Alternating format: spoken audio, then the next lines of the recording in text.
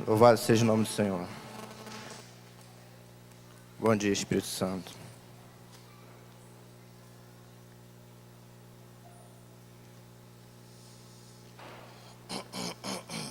Paz do Senhor, igreja.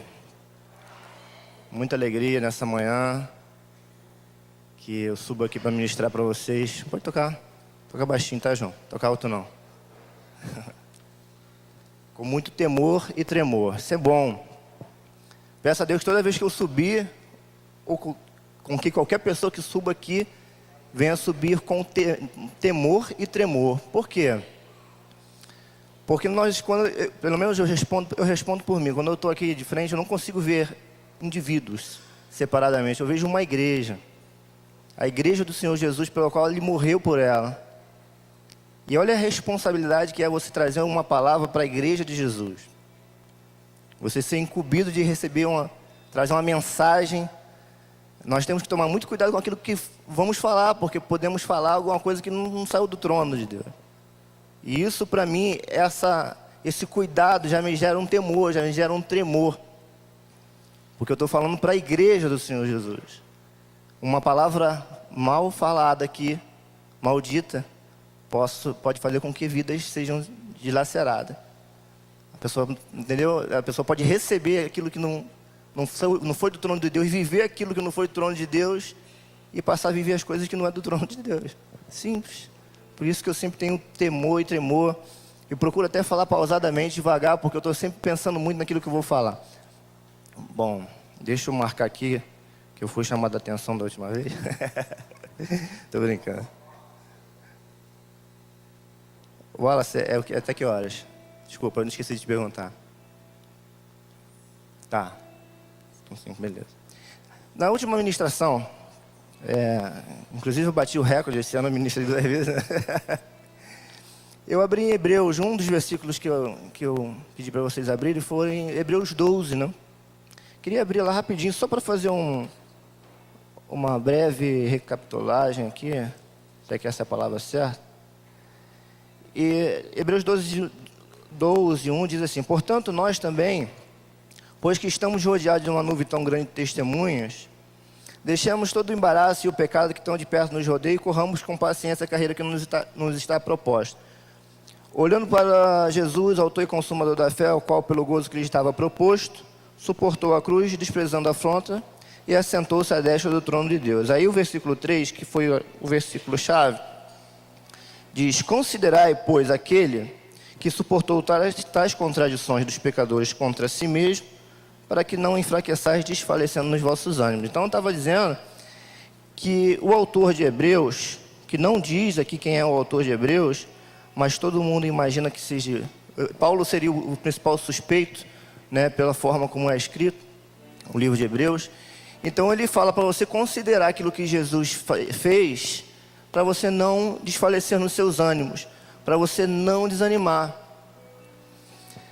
Então, digamos que nós pega essa palavra e, beleza, Paulo, eu estou aqui, não desanimei. Tal. Só que isso não é o suficiente. Você está aqui na igreja animado, motivado, não é o suficiente. Não, eu estou vindo agora, todos os cultos. Às vezes eu chego atrasado, mas se eu for comparar com o que eu estava vivendo antes, já teve um progresso muito grande. Mas ainda não é o suficiente. Isso aí seria o básico do básico para você começar a agradar a Deus. Eu creio nisso. Você não desanimar. Como é que você vai fazer uma coisa para o Senhor desanimado? Quando nós estamos desanimados, nós não consideramos aquilo que Jesus fez na cruz. Ah, mas eu estou na obra, mas você está desanimado. Ele não está falando para você não sair da obra. Ele está falando para você não desanimar, porque você não desanimando, você considera aquilo que Jesus fez. Você pode estar na igreja totalmente desanimado, totalmente desmotivado. E estando dessa forma, o fato de você estar vindo para a igreja não significa que você está agradando a Deus. Porque o básico do básico é você estar motivado, animado. O que seria essa motivação? Não é alegrinho, mas é consciente daquilo que Jesus fez por você, consciente de quem Jesus sempre foi, de quem Jesus é e de quem Jesus sempre será. isso na nossa mente, no nosso coração, sempre vai trazer uma grande motivação de estarmos aqui, aquilo que nos movimenta por estarmos aqui nesse lugar, ok? Então esse seria o princípio. Vou pedir a vocês para abrir em Romanos, capítulo 12, para eu dar continuidade a partir de agora àquela ministração. Capítulo 12, versículo 1. Diz assim: rogo-vos, pois, irmãos, pela compaixão de Deus, que apresenteis o vosso corpo em sacrifício vivo, santo e agradável a Deus, que é o vosso culto racional. Eu já li esse versículo várias vezes, mas por várias vezes eu interpretei esse versículo da forma errada. Logo pelo começo dele, ele está falando assim: rogo-vos, pois, irmãos, pela compaixão de Deus. Na minha ignorância eu entendi assim: vou pedir por vocês a Deus, pela compaixão dele. Mas ele não está falando isso. Ele está falando outra coisa. Rogo-vos. Ele está falando com pessoas. Paulo, aqui já é Paulo falando. Ele está falando com pessoas. Rogo-vos, irmãos, pela compaixão de Deus. Aí eu vi lá no compaixão, no dicionário, ó, sentimento piedoso de simpatia para com a tragédia pessoal de outro, acompanhado do desejo de minorar-la. Participação espiritual na infidelidade alheia, que suscita um impulso altruísta de ternura para com o sofredor. Deixa eu traduzir para vocês, né? Sentimento piedoso de simpatia para com a tragédia pessoal de outro. Ou seja, qual era a tragédia pessoal de outro, ou melhor, a nós, irmos para o inferno. Deus teve compaixão de nós. Amém? Nós não vamos mais para o inferno, por causa da compaixão dele. Aí Paulo está falando assim, ó: eu rogo-vos, irmãos, pela compaixão de Deus, que apresenteis o vosso corpo vivo, santo e agradável a Deus, em sacrifício vivo, santo e agradável a Deus. Ele está falando, em outras palavras, amados, lembra da compaixão de Deus, aquilo que Jesus fez por vocês, para que a partir de agora, vocês não vivam uma vida comum. Para que vocês não vivam apenas uma vida animada, uma vida motivada, mas uma vida de sacrifício vivo, santo e agradável a Deus. É isso que Paulo está falando. Eu rogo-vos pela compaixão de Deus. Lembra da compaixão de Deus? Lembra, ele está falando isso. É isso que Paulo está falando. Lembra da compaixão de Deus? Lembra daquilo que Jesus fez de você? Lembra que Jesus, ele era Deus, ele abriu mão de toda a sua glória para habitar no meio de nós, e ele se fez carne. Lembra que Jesus veio para os seus e os seus não receberam? Lembra que ele morreu a morte de cruz, foi fiel até a morte? Lembra que ele não conheceu o pecado? Lembra que na cruz ele virou para Deus: Pai, perdoa-lhes, porque eles não sabem o que fazem? Lembra que ele falou para um pecador, e que aquele pecador representava até nós, que digo que ainda hoje, por causa do arrependimento do pecador, estarás comigo no paraíso? Lembra dessa compaixão?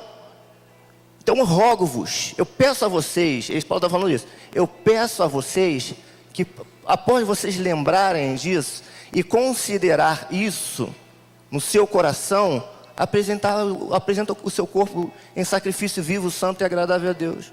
Isso é um culto racional. Isso é você raciocinar, isso é você imaginar, isso é você querer servir ao Senhor como ele merece ser servido. Eu imagino que Paulo naquela época já estava vendo, estou falando naquela época, tá, amados? Eu já estava vendo crente chegando atrasado no culto. Eu imagino que Paulo naquela época já estava vendo crente que não estava dizimando, crente que não queria participar do evangelismo, né? Eu já imagino naquela época que Paulo já estava vendo crente que não queria visitar lá a tenda dos enfermos. Naquela época não tinha hospital, devia ser uma tenda, ou então lá o lugar onde os leprosos ficavam. Ali via aqueles crentes agindo daquela forma, né? marcando o ensaio, por exemplo, às 4 horas da tarde, chegando 4h30, chegando 5 horas, ou marcando o ensaio, né, lá da ministração lá dos alaúdes, símbolos, símbolos são pratos, adufes, que são tambores, os ensaios lá dos instrumentos, às 4 e o povo chegando às 5, né? Eu imagino que Paulo já estava vendo, porque para ele falar assim, eu rogo-vos, amados, para que vocês, pela compaixão de Deus, aquela compaixão de Deus que vocês tiveram na sua vida, eu rogo-vos para que vocês, após entenderem isso, que isso foi muito precioso para Deus, vocês apresentem o seu corpo como sacrifício vivo, santo e agradável ao Senhor. Para que vocês agora vivam uma vida de sacrifício. Você vai sacrificar algo que vocês gostam de fazer. Vocês vão sacrificar aquilo que vocês acostumavam a fazer naquele horário para fazer para o Senhor. Vocês não vão fazer mais aquilo que pertence ao Senhor, a vocês, aquilo que pertence a vocês. Vocês vão enfiar a faca, vão sacrificar. Vão matar aquela tua vontade de fazer aquilo que você não fazia e você vai fazer para o Senhor. E o que você for fazer para o Senhor, né, eu vou dar uma deixa aqui como Davi. Queria que vocês abrissem lá em 1 Crônicas, capítulo 21. Davi já entendia isso antes de Paulo falar. Até porque o Paulo não era da época de Davi. Mas Davi já entendia isso muito bem. Davi era um homem já que tinha uma adoração no seu coração, uma consciência de quem era Deus muito tremenda. Eu vou ler o texto a partir do... Deixa eu ver o que eu separei aqui. A partir do versículo 20.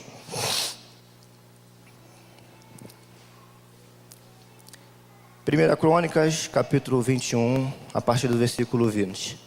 E virando-se Ornã, viu o anjo, esconderam com ele os seus 4 filhos, e Ornã estava trilhando o trigo.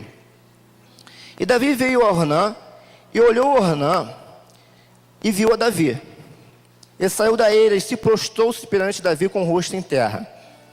E disse Davi a Ornã: dá-me este lugar da eira, para edificar nele um altar ao Senhor. Dá-mo pelo seu valor, para que cesse este castigo sobre o povo. Se for lido aqui, desde o versículo 1, existia um castigo de Deus sobre o povo. Satanás tinha influenciado o coração de Davi para fazer contagem do povo de Israel, e Davi o fez, e isso trouxe maldição sobre o povo. Então Davi tinha que fazer um holocausto, fazer um sacrifício ao Senhor, pedindo misericórdia ao Senhor para que cessasse uma praga que estava vindo sobre o povo. Porque Davi escolheu cair 3 dias na mão do Deus vivo, né, do que cair na mão dos inimigos, do que vinha peste sobre o povo. Então, no versículo 22, e disse Davi a Ornã: dá-me este lugar à eira, para edificar nele um altar ao Senhor. Dá-mo pelo seu valor, para que este cesse, para que cesse este castigo sobre o povo. Então disse Ornã a Davi: toma-o para ti e faça ao rei. Meu senhor, dela o que parece ser bem aos teus olhos. Eis que dou os bois para o holocausto, e os trigos para a lenha, trilhos para a lenha, e o trigo para a oferta de manjares, tudo dou. Isso foi Ornã falando. Ornã falou que ia dar terra, ia dar o boi, ia dar os trilhos para a lenha, e o trigo para a oferta de manjares. E disse Davi a Ornã: não, antes, pelo seu valor eu quero comprar, porque não tomarei o que é teu para o Senhor, para que não ofereça holocausto sem custo. Em outras versões, diz que eu não vou oferecer ao Senhor algo que não me custe nada. Ou seja, Davi foi a Ornã: olha, me dá essa terra aqui que eu quero oferecer ao Senhor neste lugar um holocausto. Pelo seu custo, quanto é que ela custa? Quanto é que é essa terra? Ornã, a Bíblia fala que Ornã se postou com seu rosto em terra diante de Davi. Davi era o rei. Não, Davi, leva a terra, leva o boi, leva os trilhos, leva o trigo para cevar, leva tudo que parecer bem aos seus olhos. Eu também faria isso se o rei estivesse diante de mim, né? Se o rei estivesse diante dos meus olhos, eu ia fazer isso. Não, leva tudo, é tudo teu. Davi, não, vou te pagar pelo seu preço, não vou quero nada de graça para o Senhor, porque eu não quero dar ao Senhor. Aí Davi entra com aquela frase, né, que nos constrange. Eu não vou dar ao Senhor algo que não me custe nada. Aí eu te faço uma pergunta: a vida que nós temos vivido diante do Senhor e fazendo a obra do Senhor, não tem nos custado nada? Se você chegar a essa conclusão, não tem me custado nada, então está pegando, porque alguma coisa vai custar, mano. Porque Jesus morreu por nós, agora é necessário que eu e você morramos por Ele. Que a vida que agora você viva na carne, você viva na fé do Filho de Deus, que te amou e se entregou por você. Isso é o que Deus quer de nós, que vivamos uma vida de sacrifício ao Senhor, abrindo mão daquilo que nós estamos acostumados a fazer, daquilo que nos dá prazer, aquilo que nos traz alegria, para fazer com que aquilo venha trazer alegria ao Senhor. Procure sempre fazer no seu coração algo que te custe alguma coisa, porque algo que não te custa nada, o que adianta? Quantas vezes eu já ouvi pessoas falarem, não foi uma, não, para o Senhor tá bom. Você já ouviu isso? Já ouviu? Não, para o Senhor tá bom. A última vez que eu vi isso, eu estava aqui, né? Tinha uma pessoa no coral, não vou falar o nome, precioso do Senhor ou preciosa do Senhor, né? E não, para o Senhor tá bom. Eu falei, opa, peraí. Pegou, agora você pegou. É para o Senhor? Isso tá bom? Não tá bom. Se for para mim, tá bom, aceito, valeu, estou feliz com você. Mas para o Senhor, tem certeza que você falou para o Senhor? Não, então o padrão é altíssimo. Abre em Salmo 150 para nós terminarmos, irmão.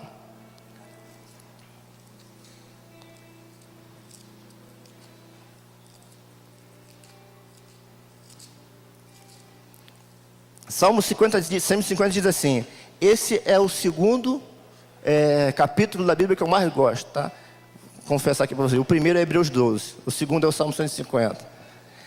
Louvai ao Senhor, louvai a Deus no seu santuário, louvai-o no firmamento do seu poder, louvai-o pelos seus atos poderosos, louvai-o conforme a excelência da sua muita grandeza.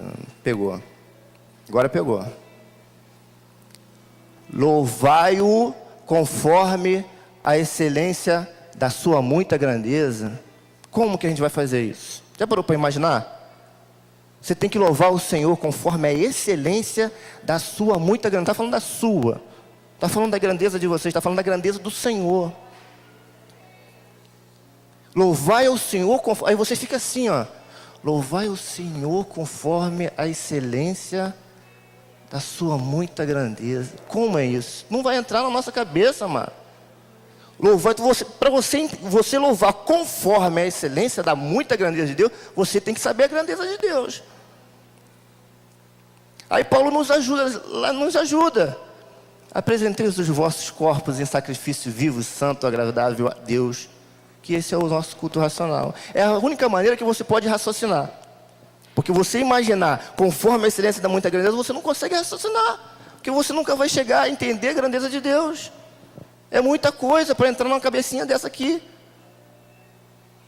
É muita coisa. Entende isso? Então tudo que você for fazer ao Senhor, você tem que entender, você tem que imaginar se aquilo está te custando alguma coisa. Está te sobrando, como eu ouvi a última vez, mas foi várias vezes. Não, para o Senhor tá bom. Não. O padrão de Deus é conforme a excelência da sua muita grandeza. Esse é o padrão de Deus. Não pode fazer, para o Senhor tá bom. Você tá tratando o Senhor como um indigente. Vamos dizer assim. Sabe aquele cara que morre e ninguém conhece e é enterrado? Tem duas pessoas no enterro dele, que são os coveiros que estão carregando. Você está tratando ele, não, para o Senhor tá bom. Mas você está falando assim, com um sorriso no rosto, o Senhor tá bom. O Senhor está com um sorriso no rosto, mas não está bom. Porque o padrão de Deus não é para o Senhor estar bom. O padrão de Deus é louvai o Senhor conforme a excelência da sua muita grandeza. Esse é o padrão. Pegou para a gente, amor, pegou para a gente. Quando falou conforme, se ele falasse assim, louvai o Senhor, e a excelência da sua muita grandeza é maravilhosa. Mas você tem que interpretar o texto. Louvai o Senhor conforme. Se eu e você não estivermos louvando no nosso coração, adorando e servindo a Ele, conforme a grandeza do Senhor, está pegando. Amém? Amém? Espero que vocês tenham recebido essa palavra no coração e vocês sejam desafiados. Toda vez que vocês forem fazer algo, quando eu falo vocês, lógico que eu estou junto aqui, nós, ao Senhor, aquilo venha sempre nos custar alguma coisa. Aquilo vinha estar sempre banhado de um padrão de conforme a excelência da sua muita grandeza. Aquilo vinha sempre estar sendo um sacrifício vivo, santo e agradável ao Senhor. Porque se não for assim, você e eu não iremos fazer a diferença para o Senhor. Não iremos fazer a diferença para o Senhor. Entende? Temos que fazer a diferença. Deus, aquele filho amado, esse é o meu filho amado em quem me compraz. Deus tem que olhar para a gente e fazer. Deus falou isso de Jesus, mas isso não é. Deus pode falar isso da gente também. Nós somos filhos dele. Falou de Jesus porque Jesus era o filho dele. Nós somos filhos também. Esse é o meu filho amado em quem me compraz, em quem tenho prazer, em que quando eu olho eu tenho alegria e meu coração se exulta quando eu olho para ele. Você tem que tirar essa frase do coração de Deus. Esse é o meu filho amado em quem me compraz. Eu desafio você a tirar nesse ano de 2015. Todos os dias, quando você for orar e quando Deus falar contigo, oi filho amado, em quem me compraz. Eu desafio você a ter uma vida assim. Amém? A palavra do Senhor, amados, em nome de Jesus. Desculpa aí.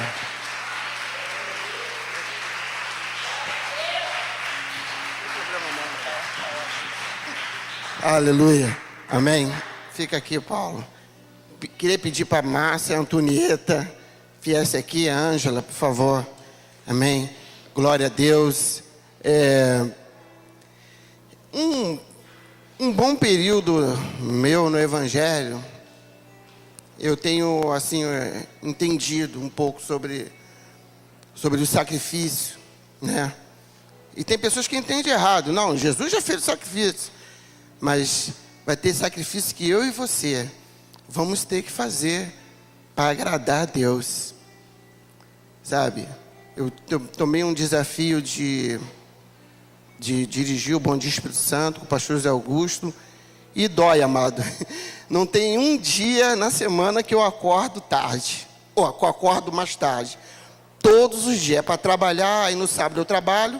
Num domingo eu tenho que me sacrificar 6 horas para levantar a galera, tua família.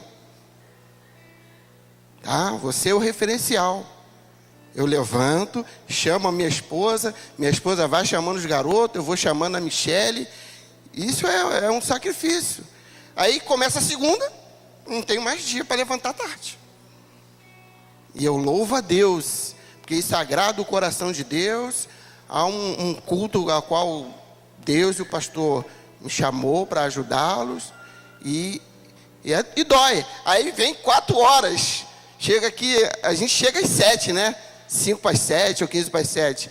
4 horas a galera da música já está aí. E às vezes naquele domingo é a folga que eles têm. Eles estão aqui. E dói. Mas se é para o Senhor, vamos fazer com o melhor.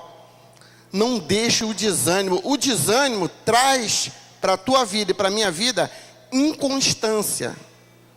Às vezes você faz, às vezes você não faz. Às vezes você faz, às vezes você não faz.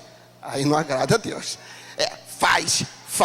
E se você estiver desanimado, aceita ver um puxãozinho de orelha de Deus, dos nossos pastores, dos líderes, que Ele vai te reanimar. Eu fui reanimado. Uma reunião que teve de líderes aqui, sabe? Fui reanimado. me animar a evangelizar, a conduzir o evangelismo. E Deus, Ele é bom, porque Ele corrige quem Ele ama. Se Ele não ama, Ele nem corrige. Amém? Eu louvo a Deus, queria que você aplaudisse ao Senhor por essa palavra.